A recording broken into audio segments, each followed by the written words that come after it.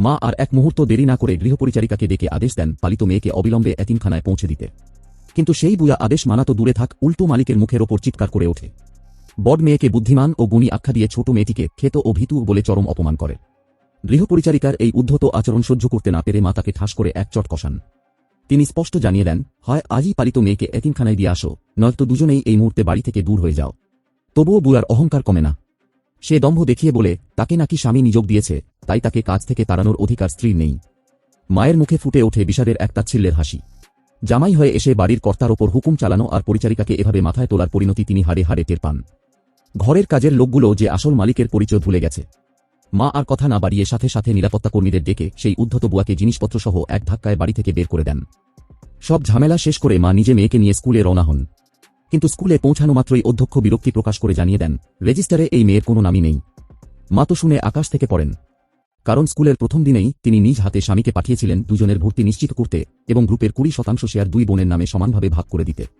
অধ্যক্ষ তখন তাচ্ছিল্য করে বলে, শেয়ারের কথা সে জানে, তবে মালিক নাকি সেই পুরো 20% শেয়ার কেবল পালিত মেয়ের নামে দিয়েছেন।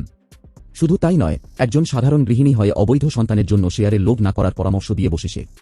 নিজের রক্তের সন্তানকে নিয়ে এমন অপমান শুনে মা আর নিজেকে ধরে রাখতে পারেননি, সজোরে এক চড় মারেন অধ্যক্ষের গালে। তিনি গর্জে উঠে বলেন, এই স্কুল আমার মেয়ের জন্যই তৈরি করা হয়েছে। তুই আবার কোন ছাড় যে আমার মেয়েকে কলঙ্কিত করবি? অবস্থা ব্যক্তিক দেখে অধ্যক্ষ দ্রুত স্কুলের মালিক অর্থাৎ সেই মেয়েকে ডেকে পাঠায়। কিন্তু স্বামী কিছু বলার আগেই মা সবার সামনে তার গালে কষে থাপ্পড় বসিয়ে দেন। কড়া গলায় জানতে চান কেন মেয়ের ভর্তি করানো হয়নি। স্বামী তোতলাতে তোতলাতে মিথ্যা অজুহাত দেয় যে মেয়ে নাকি দামি অভিজাত স্কুলের পরিবেশে খাপ খাওয়াতে পারবে না, তাই সাধারণ স্কুলে কিছুদিন ট্রায়ালে রাখতে চেয়েছিল। মা হুঙ্কার দিয়ে স্বামীকে তার নিজের সঠিক স্থান মনে করিয়ে দেন।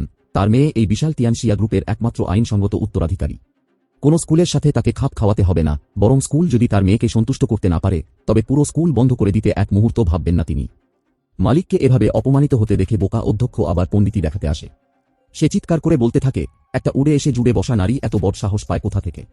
আমাদের বস আপনাকে যে কোনো মুহূর্তে ছুড়ে ফেলে দিতে পারে। কথাটি শোনামাত্রই ভয়ে স্বামী এক লাথি মেরে অধ্যক্ষকে মাটিতে ফেলে দেয় এবং ফালতু বকা বন্ধ করতে বলে। তাদের দুজনের এই অস্বাভাবিক নাটক দেখে মায়ের মনে গভীর সন্দেহের বীজ দানা বাঁধে।